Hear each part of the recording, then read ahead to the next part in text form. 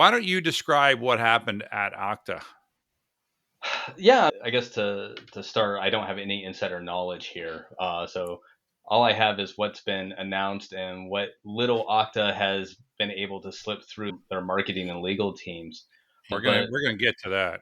basically, they contract out their customer support to a third party located in Costa Rica. And sometime around the end of January, a attacker from the Lapsus group gained access to one of those support engineers' laptops, supposedly over RDP, which is something else to get into. And for about 5 days, they had access to that laptop and were able to monitor, if not interact, with the privileged access that that support engineer had. So Okta has an internal application that they call super user, which, by the way, what a terrible name. It doesn't mean that you have super user God mode necessarily. It's just the administrative interface to, but it doesn't necessarily mean that, hey, I'm going to go in and reset everyone's password to something I know. But it did give them the ability to reset passwords, to send links to customers to go reset their passwords, and to reset their multi-factor. And Okta started off with their CSO saying, no customers impacted. We detected this back in January,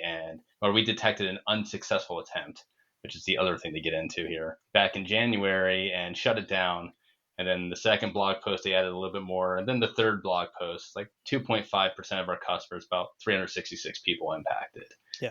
And it's interesting because it's 366 people, but it's really 366 customers, which could Right. be of any size. I mean, we certainly know from the screenshots that Cloudflare was one of those customers, and Cloudflare CEO was fairly vocal on Twitter about his dissatisfaction with Yeah. Okta right now.